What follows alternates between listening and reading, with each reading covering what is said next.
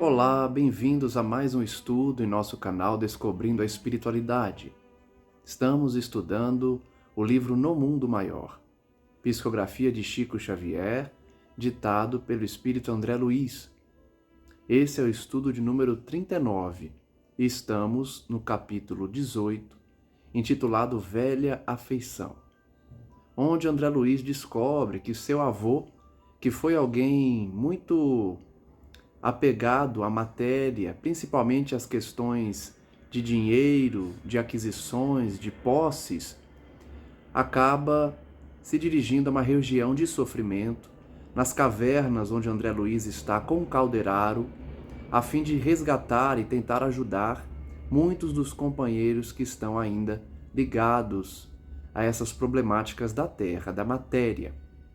No último estudo nós acompanhamos então que André Luiz reconhece o seu avô e Calderaro percebe que quando Eusébio destacou André Luiz para trabalhar nessa missão, ele já sabia que iria ser proporcionado esse reencontro, onde André Luiz poderá auxiliar o seu avô diretamente, que ainda vagueia por anos pensando coletar tesouros, quando na verdade coleta lama e detritos.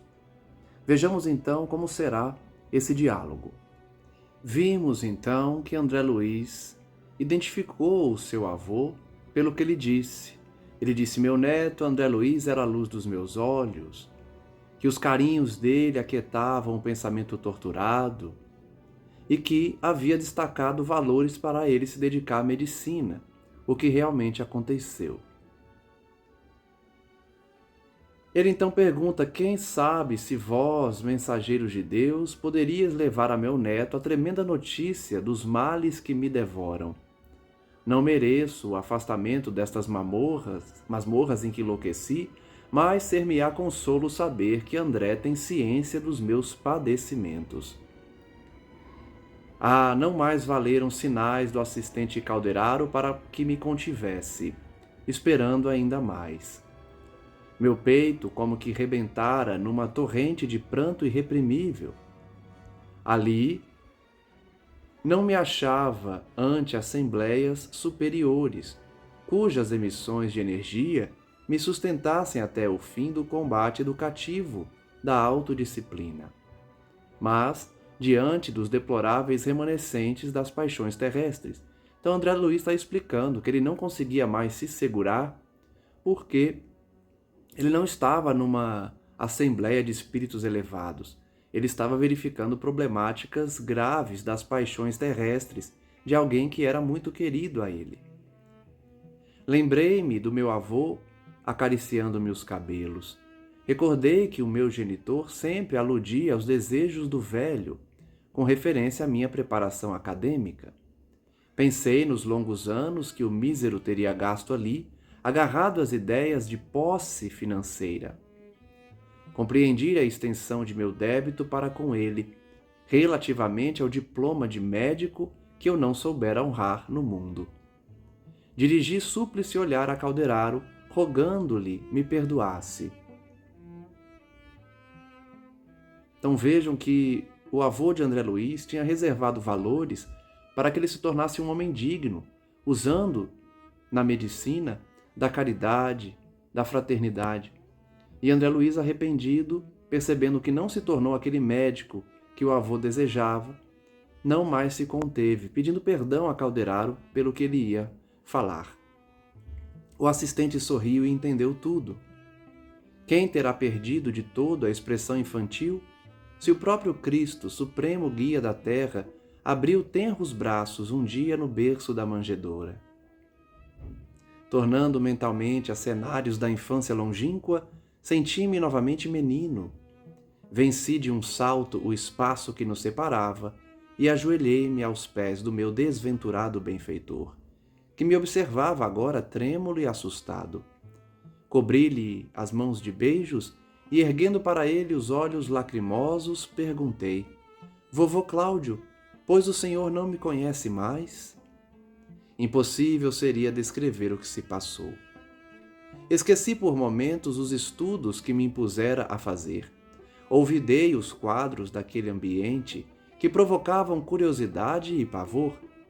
Meu espírito respirava o reconhecimento sincero e o amor puro, e, enquanto as míseras entidades emuradas na usura gritavam revoltadas umas e riam outras à sorrelfa, incapazes de compreender a cena improvisada, eu, amparado por Calderaro, que também enxugava lágrimas discretas diante da comoção que me assaltara, sustentei meu avô nos braços, como se transportara, louco de alegria, precioso fardo que me era doce e leve ao coração.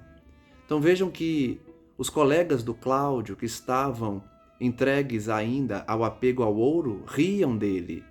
Outros gritavam, revoltados, porque não compreendiam a extensão daquela cena.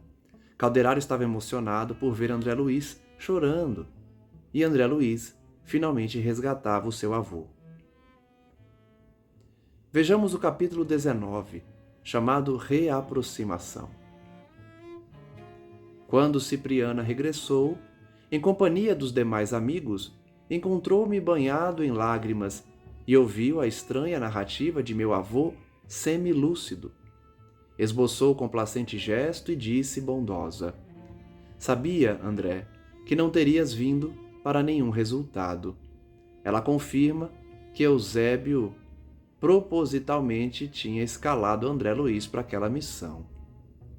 Em rápidos minutos descrevi-lhe a ocorrência, prestando-lhe todos os informes sobre o passado.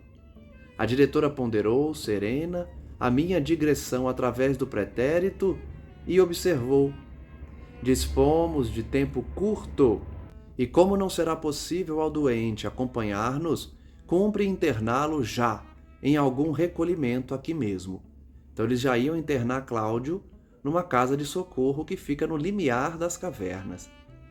Meu avô, malgrado o júbilo de me haver reconhecido, não guardava razoável equilíbrio. Pronunciava frases desconexas em que o nome de Ismênia era repetido a cada passo. Lembrem-se que Cláudio, o avô de André Luiz, estava por muitos anos vagando naquela área de sofrimento. E ele tinha uma culpa muito grande em relação à irmã Ismênia, né? Que a gente talvez vá descobrir a história dos dois. Repetia, portanto, o nome dela porque o remorso atacava. "Não podemos esquecer", acentuou a venerável instrutora, "que o irmão Cláudio precisa de tratamento e de cuidado. É impossível prever quando se achará em condições de respirar a atmosfera mais elevada." Além do sofrimento que ele está passando, ele tem que expiar a falta em relação ao abandono da irmã, né? Porque nós vimos que ele privou ela da herança para poder ficar com o dinheiro para ele, tanto que ele ficou extremamente apegado a esses valores. Agora o arrependimento vem porque ele abandonou aquela que tinha direitos também, apesar de não ser irmã consanguínea de Cláudio, como nós já vimos, né? Assim dizendo, generosa e meiga, auscultou o velhinho semilouco, examinando-o maternalmente. Decorridos alguns instantes, informou: "André, nosso enfermo, para melhorar com mais rapidez e eficiência, deveria retornar à experiência carnal." Olha só, eles já queriam reencarnar o Cláudio. "Neste caso, então," disse eu, humilde, "poderíamos merecer seu auxílio, irmã?" "Como não? Tratando-se de reencarnação por meras atividades reparadoras, sem projeção nos interesses coletivos, de modo mais amplo, nosso concurso pessoal pode ser mais decisivo e imediato. Temos nestes sítios grande número de benfeitores providenciando reencarnações em grande escala nos círculos regenerativos." Então veja a informação de Cipriana. A reencarnação de Cláudio não seria complexa, porque não tratava de interesses coletivos, tratava de interesses individuais, daquele espírito e de outros. E a outra informação que ela nos dá é que existem organizações dedicadas a reencarnações em massa. Grande número de benfeitores providenciam reencarnações em grande escala. Vejamos como estudar a situação futura deste irmão. submeteu o doente a carinhoso interrogatório. O ancião, comovido, contou que seu genitor, ao se casar, conduziu para o lar uma filha de sua mocidade turbulenta, a qual a mãezinha acolhera com doçura. Essa irmã lhe fora mais tarde ama desvelada, tornando-se-lhe credora da justa gratidão. Todavia, enceguecido pelo propósito inferior de possuir dinheiro desmedidamente, despojou-a dos bens que lhe cabiam por ocasião do falecimento dos pais, que, vitimados por febre maligna, o haviam deixado em vésperas de casamento. Então a gente conhece os detalhes da história, né? Ismênia era meia-irmã dele. Tinha, sim, o laço consanguíneo, porque era por parte de pai, mas ele não a auxiliou depois da morte dos seus pais. Ismênia, espoliada, depois de chorar e reclamar debalde, foi compelida a homiziar-se em residência de família abastada, que lhe cedeu por favor um lugar de copeira com remuneração desprezível. Então veja a situação que Cláudio, avô de André Luiz, fez em relação a Ismênia, né? A situação que ele deixou ela. Soube que, premida por dificuldades materiais de toda a sorte, desposara um analfabeto, homem rude e cruel, que a seviciara e lhe dera algumas filhas em dolorosas condições de miserabilidade. Exposto o desvio máximo de seu caminho, passou a comentar os indignos ideais que nutria no terreno da sovinice, estremecendo-nos os corações. Então é uma história que acontece muito aqui na Terra, né? Pessoas que brigam por causa de herança, excluem umas às outras e ficam apegados, sovinas, gastando o dinheiro ou acumulando apenas para si. Era mais um caso em que o avô de André Luiz acabou se mergulhando, né? Cipriana, demonstrando-se habituada aos problemas daquela natureza, esclareceu-me. Já conhecemos 2 pontos essenciais para os serviços que lhe competem: a necessidade da reaproximação com Ismênia, que não sabemos onde se encontra, se é encarnada ou não, e o imperativo da pobreza extrema, com trabalho intensivo para que reeduque as próprias aspirações. Então vejam a experiência de Cipriana. Pelo relato breve de Cláudio, ela já sabia que tipo de reencarnação ele deveria enfrentar.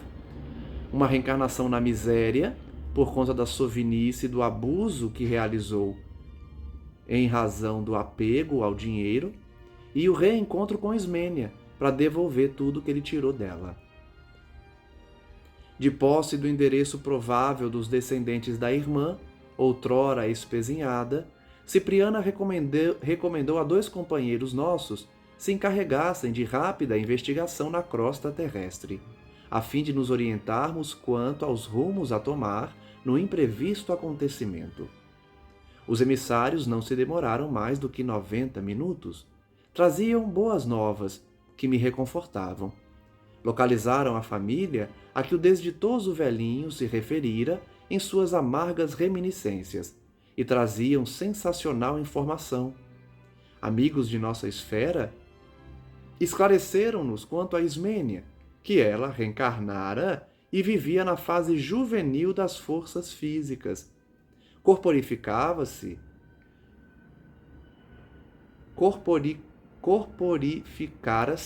no mesmo tronco doméstico a que emprestara colaboração na época em que meu avô a expulsara do campo familiar. Vejam que interessante o planejamento reencarnatório de Ismênia.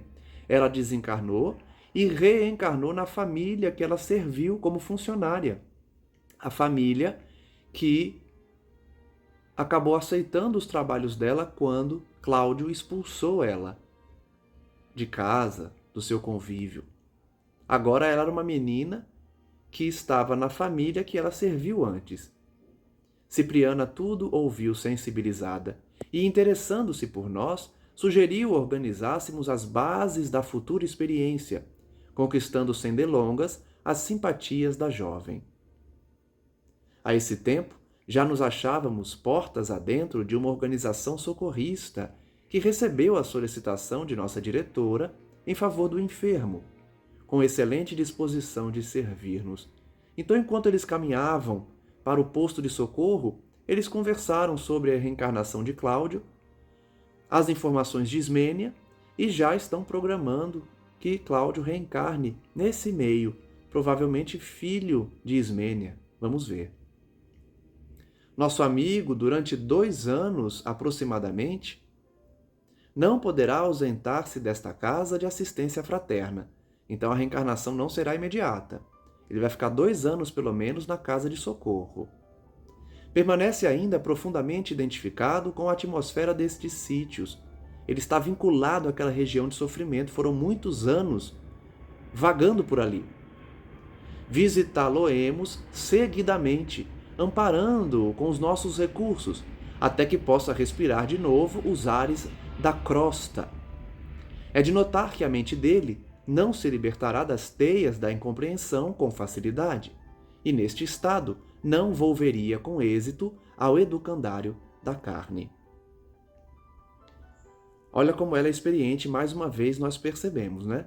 Ela já sabe que se ele reencarnar naquela hora, ele não teria sucesso.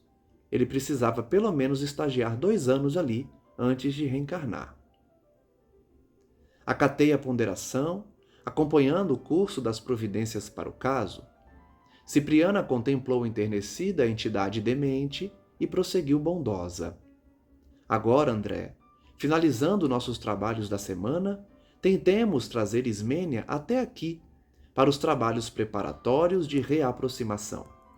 Achando-se presentemente na juventude terrestre, provavelmente nos auxiliará no momento preciso, recebendo o irmão perturbado em seu próprio instituto doméstico.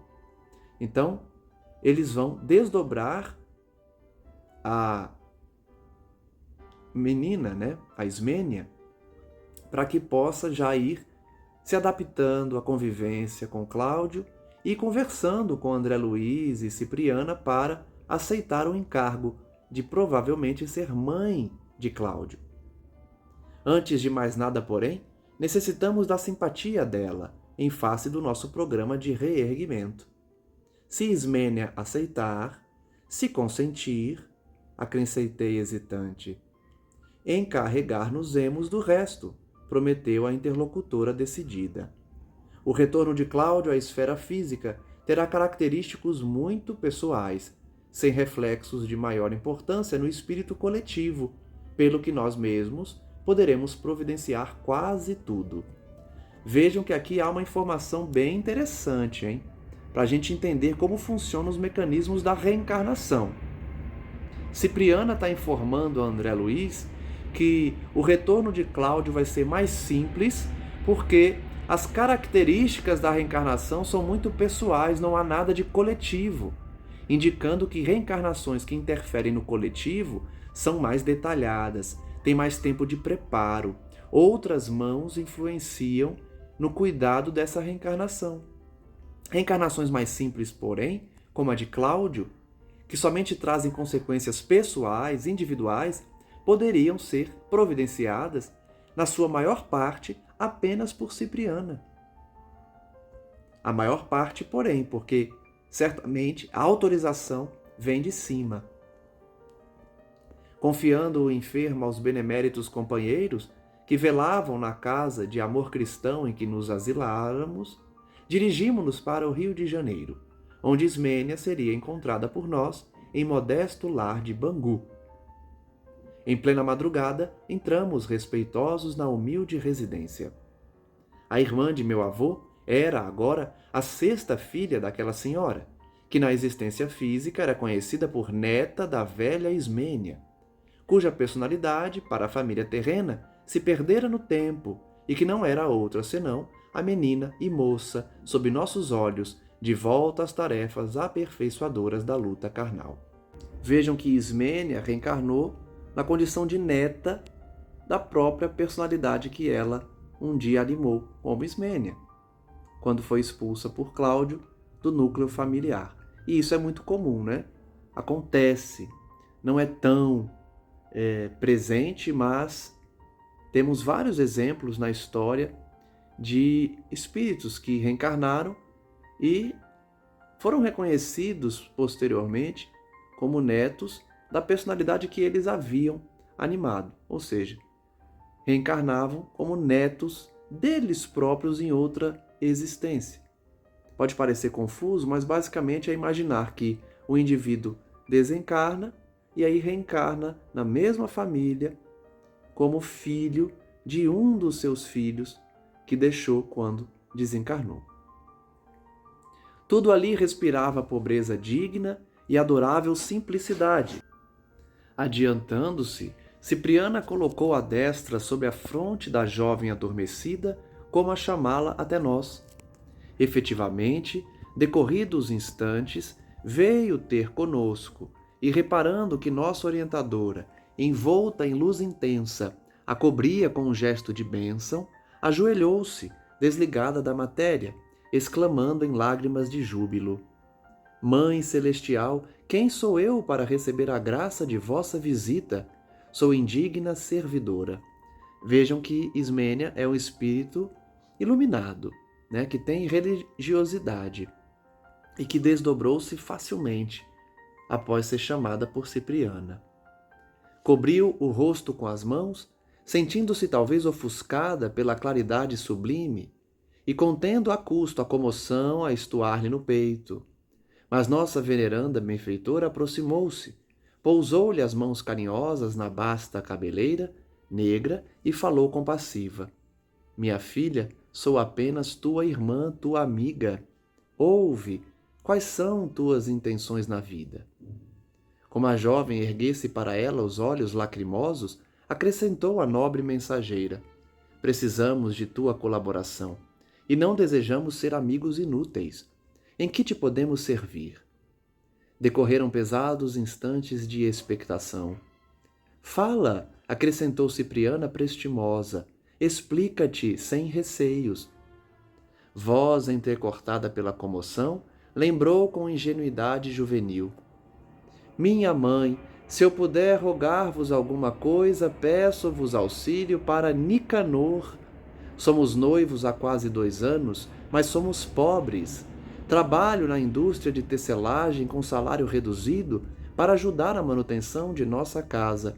E Nicanor é pedreiro. Temos sonhado com a organização de um lar pequeno e modesto, sob a proteção da divina providência. Poderemos aguardar a aprovação de Deus? Então vejam que Cipriana já sentia que ela iria pedir algo que pudesse solucionar a questão da reencarnação de Cláudio. E ela pede justamente que a providência divina auxiliasse o esposo dela, Nicanor, para que eles tivessem um lar, formando um lar. Cipriana estampou na fisionomia suma ternura materna e considerou: como não? Teus desejos são justos e santificantes. Nicanor terá nosso amparo e tuas esperanças nossa viva contribuição. Esperamos, porém, algo de teu concurso. Ah, em que poderia servir-vos eu, mísera serva que sou? A diretora não prolongou a conversação, pedindo-lhe tão somente: vem conosco.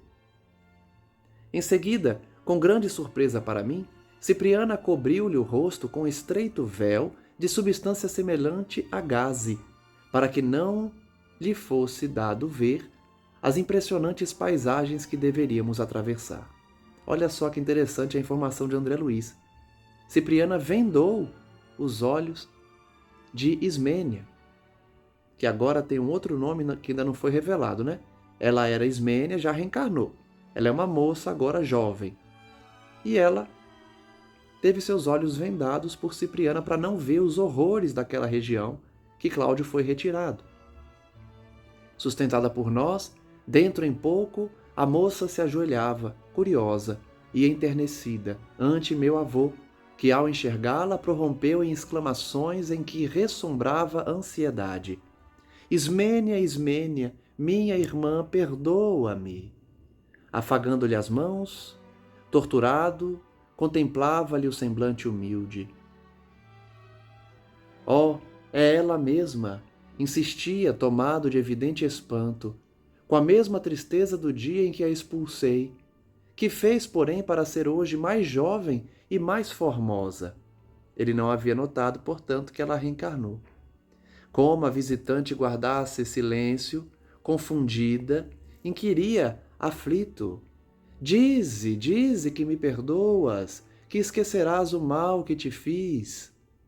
A essa altura da inopinada entrevista, Cipriana interveio, dirigindo-se a ela, interrogando: nunca soubeste em família que tua bisavó teve um irmão? A jovem não a deixou concluir, perguntando por sua vez: que a expulsou de casa? Sim. Minha mãe já se referiu a esse passado distante, acrescentou melancólica. Não o reconheces? Tornou afável a benfeitora. Não te recordas? Nesse instante, o velhinho interferiu, excitando-lhe a memória. Ismênia, Ismênia, eu sou Cláudio, teu desventurado irmão. A jovem não sabia como interpretar aquelas evocações, mas nossa diretora, cingindo-lhe os lobos frontais com as mãos, a envolvê-la em abundantes irradiações magnéticas, insistia, meiga, provocando a imersão da memória em seus mais importantes centros perispiríticos. Então veja o esquecimento do passado, né? Ismênia, apesar de reencarnada, não se recorda dessa personalidade. Não se recorda de Cláudio. Sabe da história contada por sua mãe, mas não sabe que foi com ela própria, agora reencarnada. Por isso Cipriana estimulou a sua memória. Revê o pretérito, minha amiga, para bem servirmos a obra divina. Notei assombrado que algo de anormal sucedera na mente da jovem, porque seus olhos, dantes doces e tranquilos, se tornaram dilatados e inquietos. Tentou recuar ante a súplice expressão de meu avô, mas a energia de Cipriana a conteve, evitando-lhe a expansão dos impulsos iniciais de medo e de revolta. Então ela começou a lembrar, e só não saiu correndo, só não ficou assustada, porque Cipriana ajudou. Agora sim, lembro-me, gemeu aterrada. Nosso instrutor, então, libertou-lhe a fronte e, indicando o enfermo, exclamou em tom comovedor: E não tens piedade? Alguns segundos de expectativa rolaram pesadamente. Contudo, o amor sempre divino na mulher de aspirações elevadas triunfou no olhar enternecido de Ismênia, que, plenamente modificada, se abraçou ao doente, exclamando: Pois és tu, Cláudio? Que te aconteceu? Traçou o ancião largo comentário de suas penas, referiu-lhe as faltas passadas e falou-lhe mais lúcido e contente do conforto que a reaproximação lhe conferia. Ele então desabafou, Teve essa catarse de confessar seus erros, seus pecados. Ela conservou-o muito tempo de encontro ao peito, fazendo-o sentir sua imensa ternura, sua dedicação e entendimento sem limites. Por isso que eu disse que a Ismênia é um espírito de luz, Ela já perdoou. Quando pareciam perfeitamente reconciliados, Cipriana abeirou-se dela e considerou: Minha amiga, estimaríamos receber a tua promessa de auxiliar nosso irmão Cláudio em futuro próximo. Cooperarás conosco em favor dele, recebendo-o nos braços abnegados de mãe, se a lei divina autorizar teu matrimônio?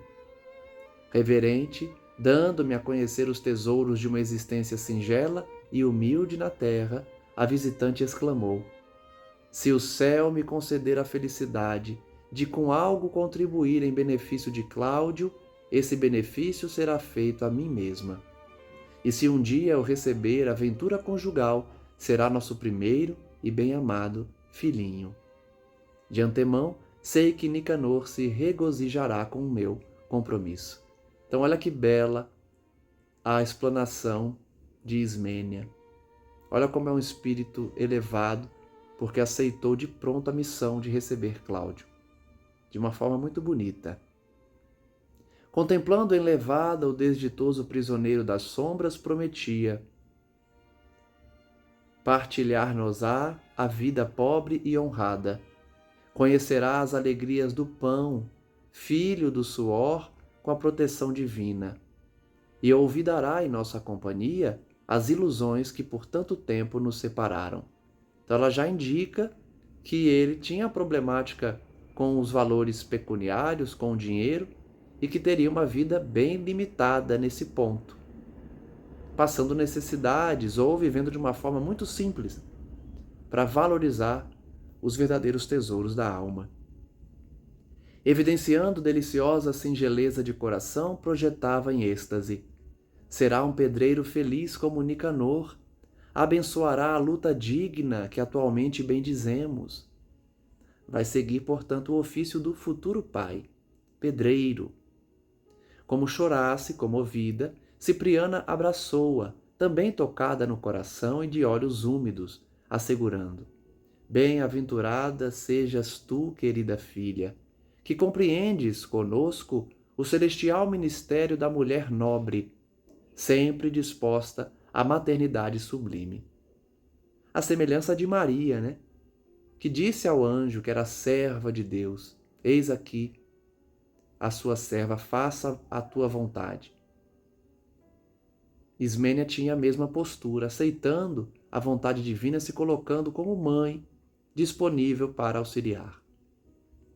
Mais alguns minutos decorreram em salutares entendimentos, e quando o sol engrinaldava o horizonte de tonalidades diamantinas, de novo estávamos no modesto aposento de Ismênia, ajudando-a a retornar o aparelho fisiológico, a retomar o aparelho fisiológico e a olvidar a ocorrência que vivera junto de nós na esfera do espírito. Então ela iria despertar no plano físico sem se recordar daquele encontro, trazendo apenas algumas inspirações, algumas ideias colocadas ali como preponderantes para ela se recordar da promessa. Viria de forma intuitiva a promessa que fez em receber Cláudio. Acordou no veículo pesado, experimentando ignoto júbilo. Tinha a mente refrescada de ideias felizes. Teve a nítida impressão de que tornava de maravilhosa romagem, cujas minúcias não conseguiria precisar. Sem saber como, guardava naquele instante certeza de que se casaria e de que Deus lhe reservava ditoso porvir. Vejam que ela traz as ideias principais do encontro, né?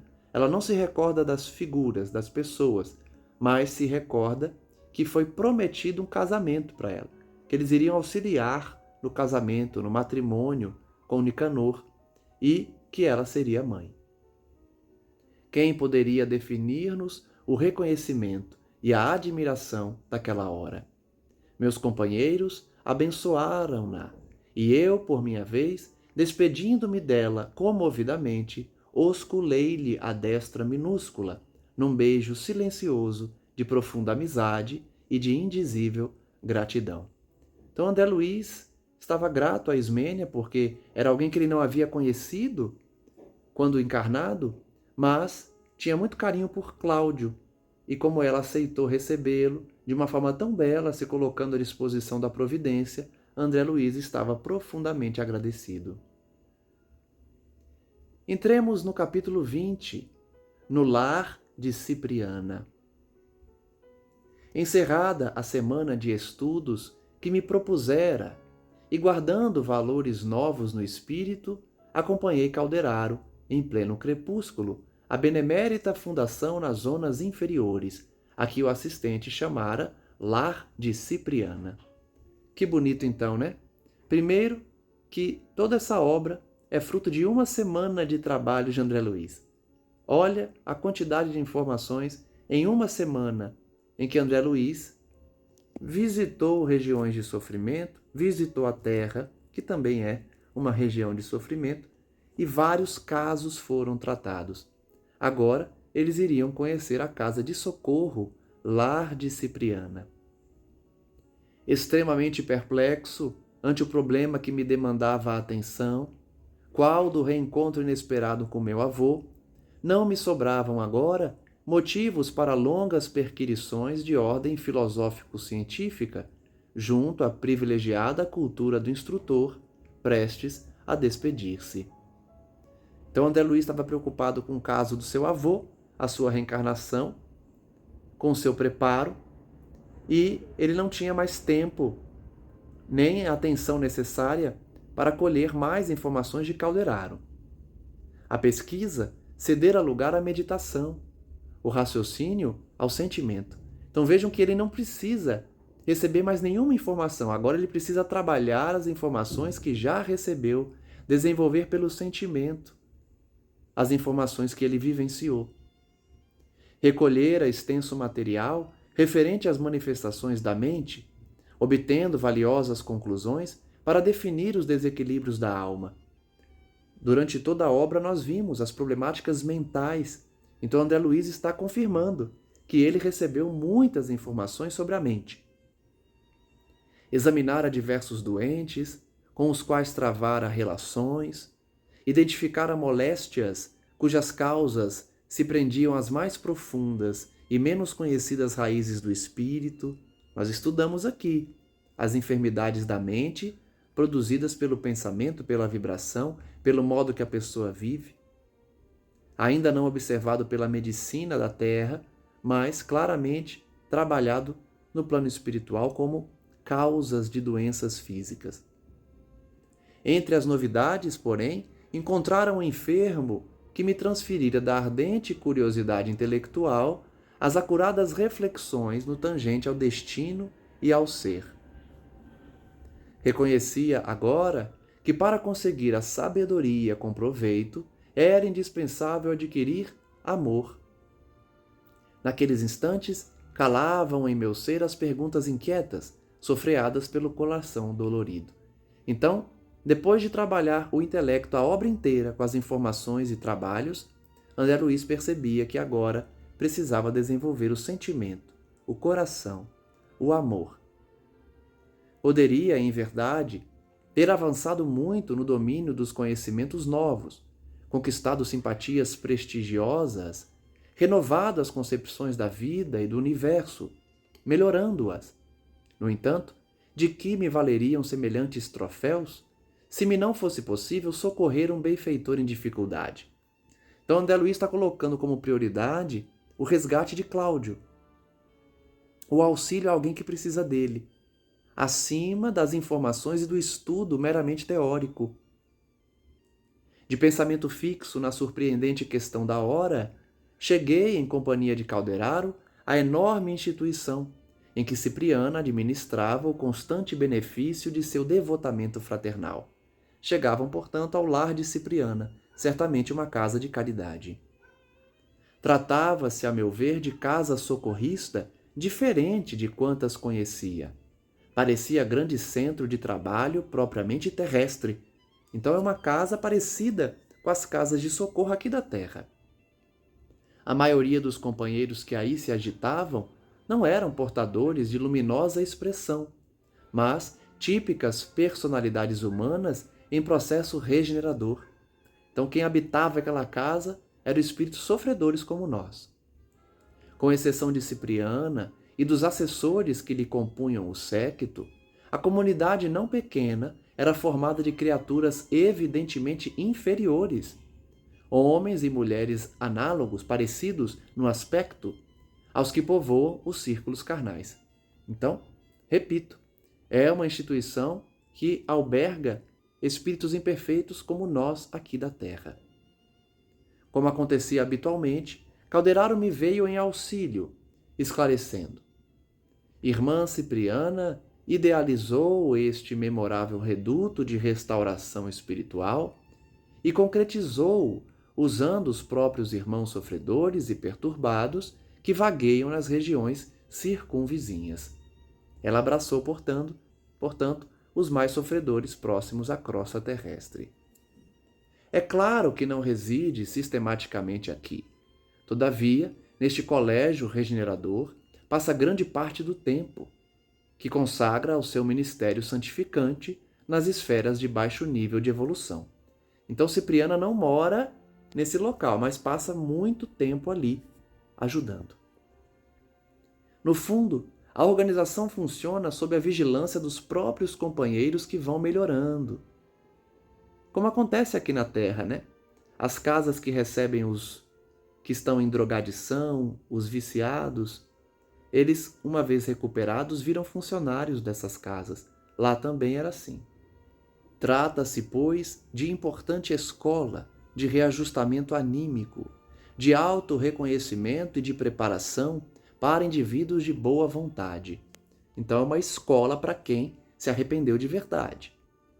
Nossa benemérita amiga iniciou a obra e tornou-se-lhe provedora fidelíssima.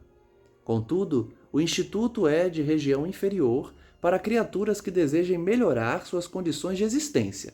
Então, claramente, não é um local de socorro para espíritos já iluminados, mas para espíritos inferiores. Educandário de trânsito, sob a ação direta dos que dele colhem proveito, passou destarte a valioso núcleo de instrução e de amparo. Individualidades libertas da carne, em penosas condições íntimas, nos setores do conhecimento, aqui recebem precioso concurso, a fim de se readaptarem convenientemente à vida. Então são os sofredores desencarnados, aqueles que por algum motivo se apegaram à matéria e passaram um tempo sofrendo. Acolhidos ali, têm uma nova chance, como Cláudio. Grupos diversos, de mediana condição, dirigiam-se para um edifício ao centro da vastíssima organização, no qual adivinhei o templo votado à prece. Então um grande grupo estava indo orar. Muitos companheiros se encaminhavam céleres, conversando ao nosso lado. Havia ali tanta gente alegre e tanta gente preocupada, como em qualquer via pública de grande cidade no plano denso. Vejam que parece uma cidade aqui da Terra. Tive a impressão de que visitávamos enorme universidade, situada em clima sombrio. Realmente era um grande educandário. Embora, quanto ao aspecto, fossem distintos entre si, quer os pequenos, quer os numerosos ajuntamentos de irmãos que aí se moviam, eram idênticos uns aos outros pela nota viva de esperança, que a todos luzia no olhar percussiente. Então eles todos traziam esperança no olhar, porque são espíritos redimidos, inferiores, mas já arrependidos, que querem novas oportunidades. Então todos tinham essa característica de trazer uma esperança no olhar. Quantos, se nos deparavam, exibiam atitude iniludível de trabalho e de renovação. Ainda mesmo os aleijados e doentes que aí estacionavam, em grande número, mostravam disposições de otimismo transformador. Então vejam que tem pessoas deficientes físicas, né? Porque recém-saídos das zonas de sofrimento, mas já queriam transformar-se intimamente e traziam otimismo.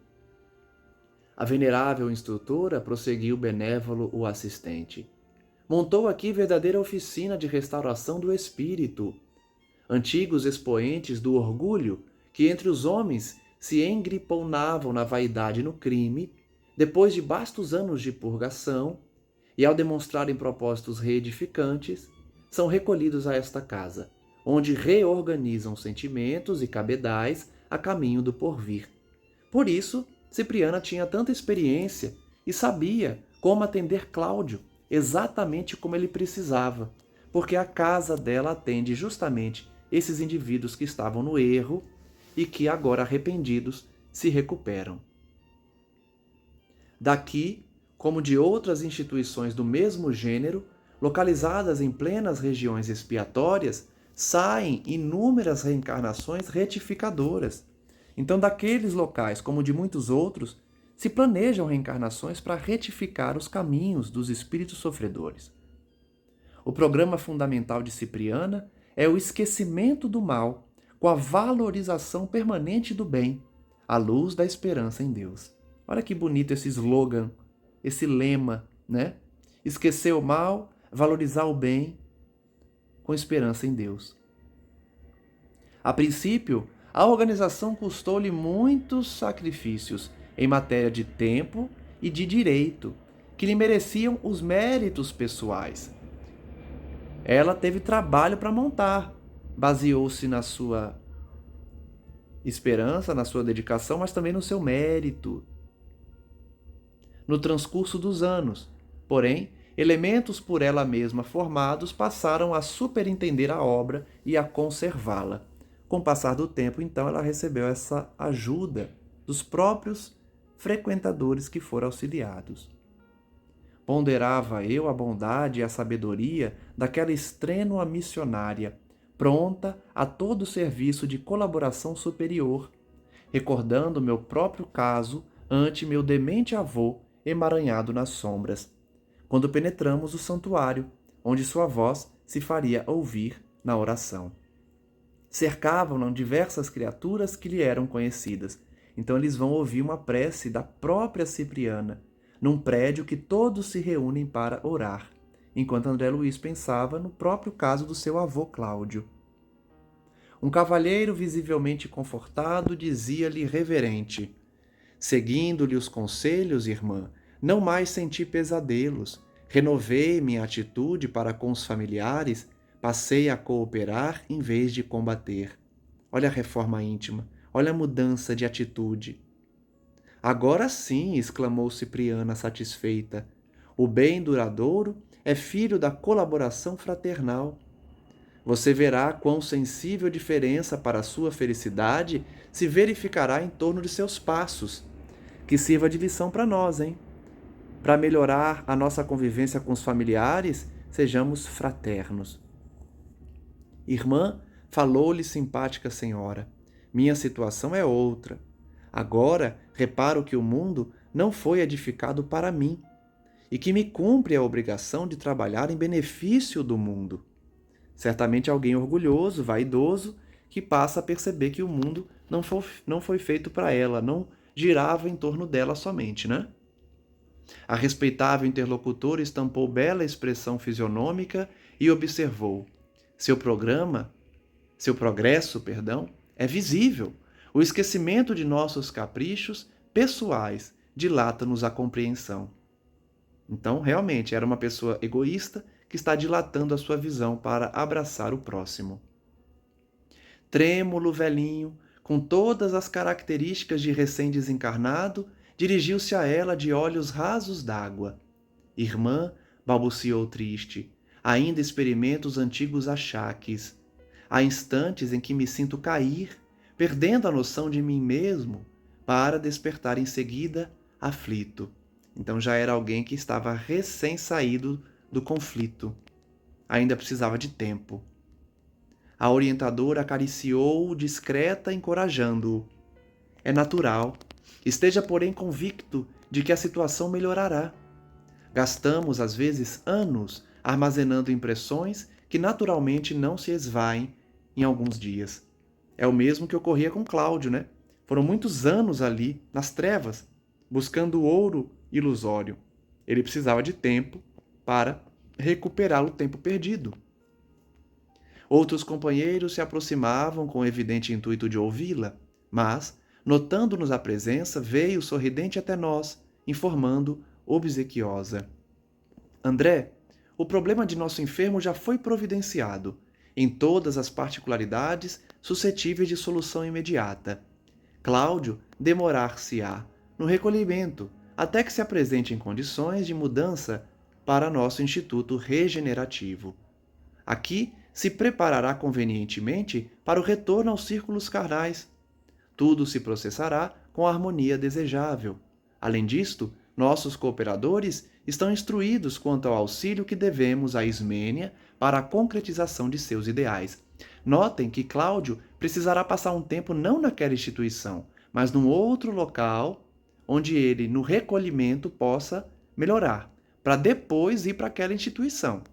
Então a condição dele realmente é grave, né? Porque a instituição alberga espíritos inferiores, mas Cláudio ainda não estava pronto. Além disso, eles iriam continuar auxiliando Ismênia para providenciar a reencarnação de Cláudio. Agradeci, confundido e sensibilizado, rendendo graças a Deus. Nosso entendimento não se prolongou. O sinal da oração chamava-nos ao alegre e doce dever. Cipriana, assumindo a direção da prece, fez-se acompanhar pelos colaboradores diretos que a seguiam no momento. De alma genuflexa, via de olhos erguidos para o alto, de onde jorrava intensa luz sobre a sua fronte. Do tórax, do cérebro e das mãos brotavam radiosas emissões de força divina, das quais ela se constituía visível intermediária para nós todos. Então, no momento de orar, Cipriana servia também de intermediária das energias divinas, transmitindo para aqueles sofredores aqueles fluidos que vinham do alto. Vejam como ela é elevada, né? Alcançados pelos fulgurantes raios que fluíam de esfera superior, através de sua personalidade sublime, sentíamos-nos embalados por indizível suavidade. Harmonioso coro de uma centena de vozes bem afinadas cantou o inolvidável hino de louvor ao Supremo Pai, arrancando-me copiosas lágrimas. Imagina que bonito, hein? Se eu me emociono aqui na terra com os louvores evangélicos, imagina esses hinos de louvor que André Luiz ouvia na Casa de Caridade Lar de Cipriana. Logo após, a palavra comovente da instrutora vibrou no ambiente, exorando a proteção do Cristo. Ouçamos, portanto, a oração de Cipriana. Senhor Jesus, permanente inspiração de nossos caminhos, abre-nos por misericórdia, como sempre, as portas excelsas de tua providência incomensurável. Doador da vida, acorda-nos a consciência, para semearmos ressurreição nos vales sombrios da morte. Distribuidor do sumo bem, ajuda-nos a combater o mal com as armas do Espírito. Príncipe da paz, não nos deixes indiferentes à discórdia que vergasta o coração de nossos companheiros sofredores. Mestre da sabedoria, afugenta para longe de nós a sensação do cansaço, à frente dos serviços que devemos prestar aos nossos irmãos ignorantes. Emissário do amor divino, não nos concedas paz enquanto não vencermos os monstros da guerra e do ódio, cooperando contigo em tua augusta obra terrestre. Pastor da luz imortal, fortalece-nos para que nunca nos intimidemos perante as angústias e desesperos das trevas. Distribuidor da riqueza infinita, supre-nos as mãos com teus recursos ilimitados, para que sejamos úteis a todos os seres do caminho que ainda se sentem minguados de teus dons imperecíveis. Embaixador angélico, não nos abandones ao desejo de repousar indebitamente e converte-nos em teus servidores humildes, onde estivermos. Mensageiro da boa nova, não permitas que nossos ouvidos adormeçam ao coro dos soluços dos que clamam por socorro nos círculos do sofrimento. Companheiro da eternidade, abençoa-nos as responsabilidades e deveres. Não nos relegues à imperfeição de que ainda somos portadores. Dá-nos, amado Jesus, o favor de servir-te e que o Supremo Senhor do Universo te glorifique para sempre. Assim seja. Fizera-se resplandecente o recinto do santuário. Vi, então, através do espesso véu de lágrimas que me assomavam aos olhos, que maravilhosa coroa de brilhantes evanescentes cintilou por instantes na cabeça venerável daquela missionária do bem, como se ali fora instantaneamente colocada por mãos invisíveis. Cipriana foi coroada por um ser de luz. Encerrada a reunião, Cipriana, com admirável simplicidade, veio despedir-se de mim. Por que não dizer? Tinha meus olhos velados de pranto? Desejaria segui-la como filho reconhecido para sempre, tais a sabedoria e o amor que lhe transbordavam do Espírito glorificado.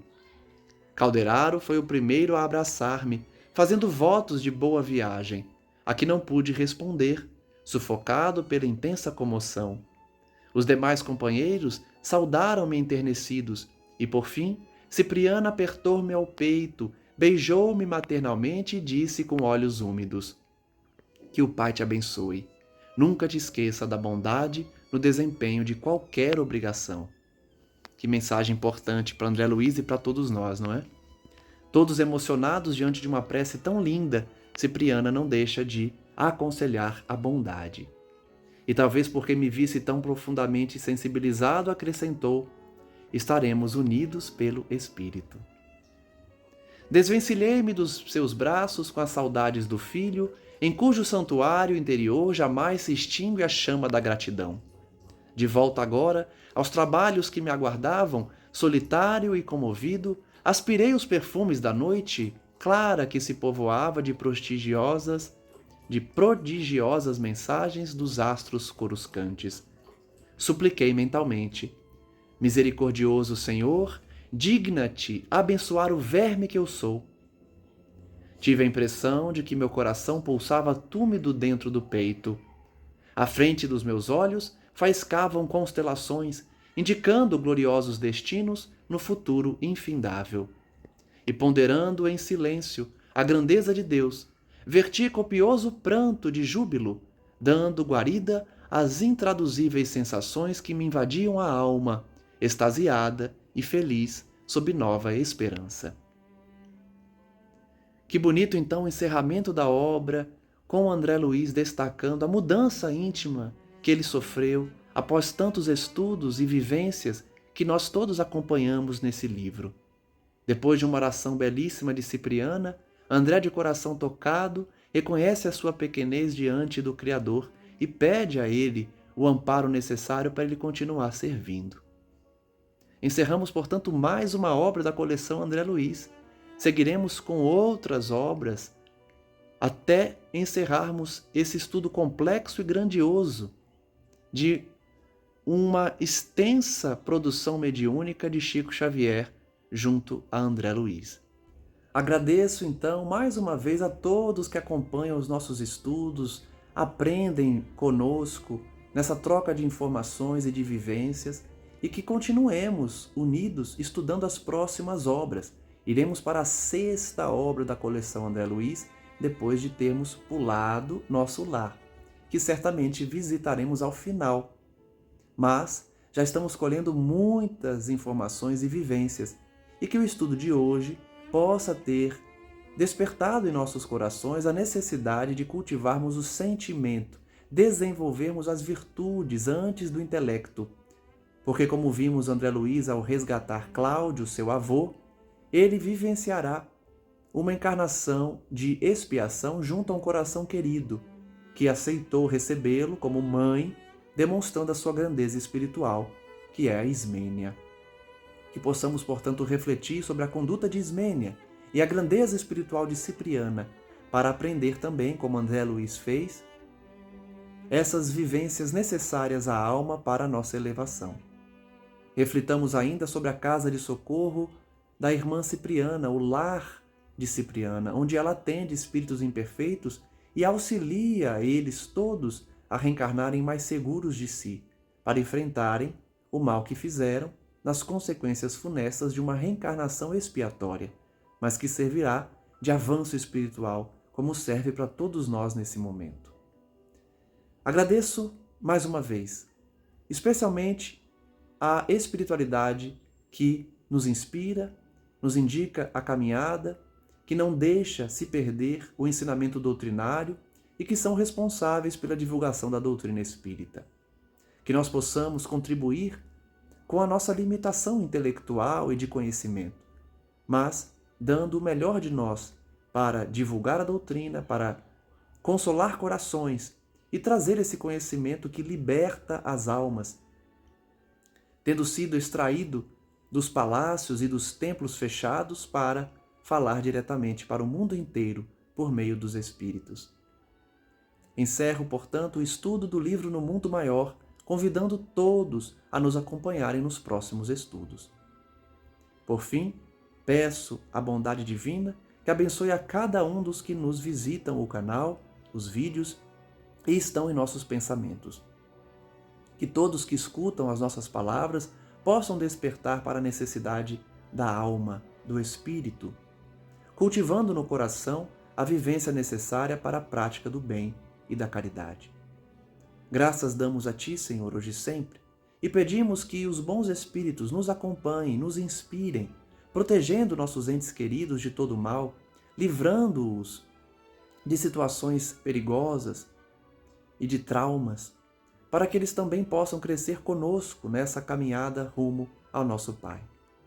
Somos muito gratos por tantas bênçãos e pedimos que essa energia e essa paz alcance a todos que nos escutam, especialmente aqueles que ainda não despertaram para a espiritualidade e precisam, quanto antes, volver os olhos ao santificado Cristo Jesus, para que também despertem e possam arrepender-se do que fizeram no passado, cultivando um futuro promissor e iluminado.